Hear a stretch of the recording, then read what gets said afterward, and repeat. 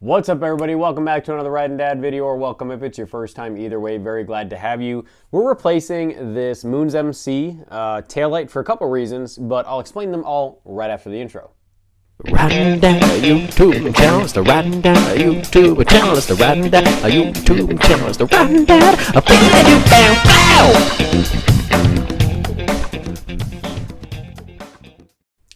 All right, so for those of you who know me, know the channel or whatever, know that I have been a proponent of Moons MC. I've always liked them. I still like them.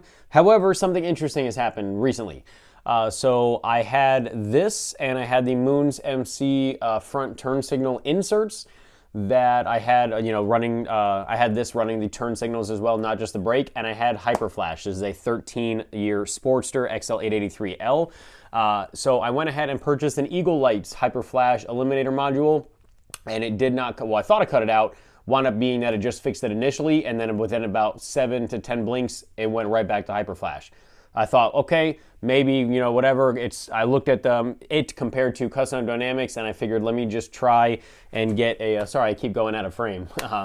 I got some stuff, which we'll talk about in a second, that's kind of blocking my area here, but, so I thought maybe let me take a chance and get the Custom Dynamics one. Maybe the Eagle Lights, just for whatever reason, I got a weird one, or it just doesn't work as whatever good or whatever. Got the Custom Dynamics, same exact thing. So I sent an email out to Custom Dynamics. I'm like, hey, can we troubleshoot this? Well, I called them on the phone first, then we wound up emailing. Long story short, they said, hey, sometimes manufacturers use, how can I put this nicely? Just different internals for their products that you cannot do anything about as far as like Hyper Flash and everything goes. So they recommended to go, well, I was using theirs, so they recommended to buy their own, which I could have done the same with Eagle Lights, and I'm sure it would have worked as well. No issue with Eagle Lights at all. However, I've for a while really been, where did I put it? I've already lost it. Hold on, let me go get it. All right, I got it. So for a while, I've been really eyeing the Probeam lights from Custom Dynamics. So I actually, and this will be another video in a little bit too, I've been playing around with some different options up front, and I actually wound up going with the Custom Dynamics mirrors with integrated turn signals. I think that'll be a really good way to clean up the front and also be bright, and I just think it'll look pretty good. So I have those. Those will be a video at some point, but I really wanted to do the Probeam, and the interesting thing about the Probeam, wow, I cannot talk today. This is one of the brightest ones that I've ever seen from any manufacturer, but it's just a very nice setup. So what I'm going to go ahead and do in a second is I'm going to turn on this one. So this video is kind of two. One, to show the difference between the old one and then me installing this, which is super easy in this setup. And then two is going to be to see if just installing this fixes the Hyper Flash, or if it's an issue, something internally with the bike or whatever. But I'm hoping that it's just an issue with this Moons, because something Custom also told me to do was go ahead and disconnect the front turn signals, leave their Hyper Flash elimination module in, and just run the rear, and it still did it. So we did isolate that it would for sure still do it with the rear. So I'm hoping that, and right now the tank is down, so I can't really unplug the front turn signals right now easily. Plus I have it kind of roped off and tied down right now because my front forks are completely off the bike and in pieces, which is part of what's going on around me there. The other part is pieces for a chain kit. Lots of really exciting stuff happening to this bike, but you gotta stay subscribed and turn on post notifications so you don't miss a video, so you see all these cool install videos going on with this. It's gonna be a pretty sick bike when we're done with it. So yeah, there's a lot of stuff going on that I'm kind of dancing around or whatever. So let's go ahead and turn the bike on. Actually, I'm not even gonna turn it on now. I will take a video of it now before I take it off, but at the end of the install, I will do a before and after kind of side by side of what the light looks like. That way you can see it and kind of appreciate it more. So let's go ahead and take the old one off and install this new one.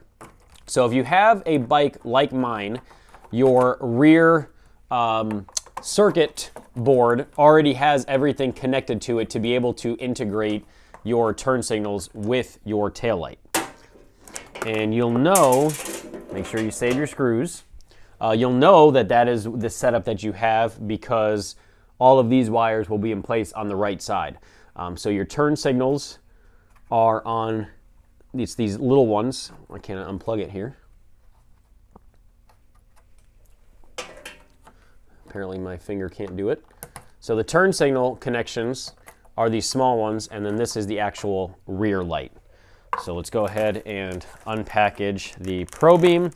Now something also cool to note, the Probeam, which I actually bought the wrong one from Dennis Kirk first on accident, they have 3 different options. They have one without a window, one with a bottom, and one with a top window for the white light for a license plate.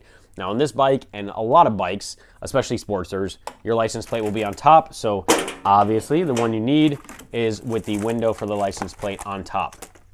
All right, so the Probeam contains this kind of gasket. They do want you to mount it to a clean surface. It needs to mount all the way around. It's going to go ahead and block out these holes, which will be good. Won't get any debris or water or anything in there. So I'm just using some window cleaner. You can use like a window cleaner and alcohol or whatever, and I'm using a shop towel, so there's no going to be like, you know, debris, like little specks of paper towel kind of stuff to prohibit a good seal between the 2 ends.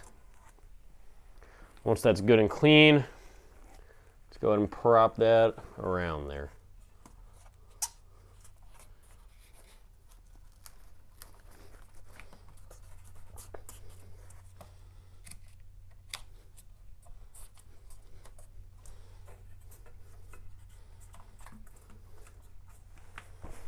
Okay, once that's good, it does also, in case you don't have them, I know some bikes will have them, some will not, it does come with these 2 little plastic pieces, so you're going to put your stock screws in your new taillight and push these kind of rubber gasket washers, whatever you want to call them, over.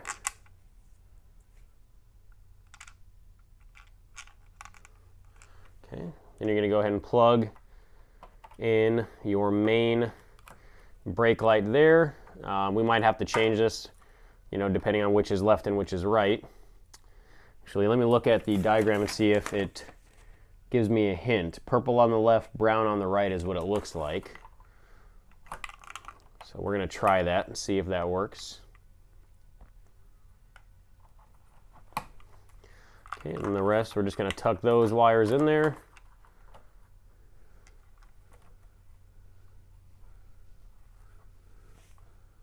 This up like this. Screw it in lightly at first, and then we're going to check it.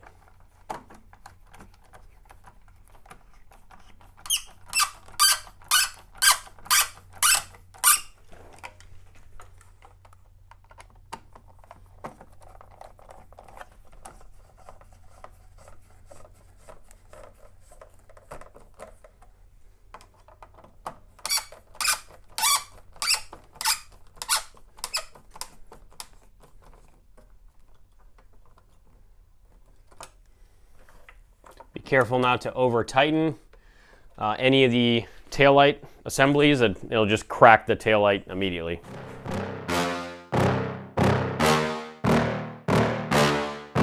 Yeah. Please tell me that I can't, that I won't, that I fail, that I'll never make it out, yeah.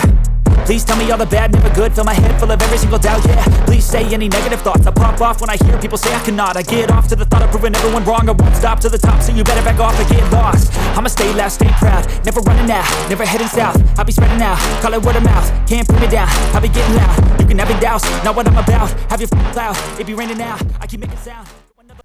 All right, so there you have it. Unfortunately, I'm not 100% able to test, like I said, because I can't remove the front turn signals right now because of where I have tie downs on the front of the bike because there's 0 forks in it right now. But as of right now, the Hyperflash is still a thing, but currently I have some cheapo Amazon front turn signals on it, so there's a very good possibility that that might be the issue. And again, I'm unable to kind of troubleshoot it with that and isolate this because I just don't have the ability to unplug those. So hopefully this video was somewhat informative for you. At the very least, hopefully it was entertaining. I really do. I think this is brighter. I think this is more easily identifiable for kind of turns and stuff.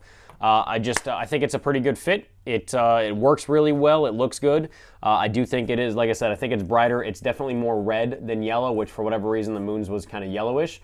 But yeah, let me know what you guys think in the comments. Let me know if you've had issues with HyperFlash in the past that you can't get to go away for whatever reason. And make sure you subscribe, turn on post notifications. Like I said, guys, there is a chain kit here. The forks are in pieces. There's just a bunch of stuff, cool stuff going on with this bike that you definitely don't want to miss out on. So make sure you turn post notifications on. Oh, the mirrors, everything. Like this video. It really does help me.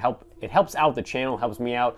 So thank you guys very much. And until the next time, ride safe, have fun. Dad out.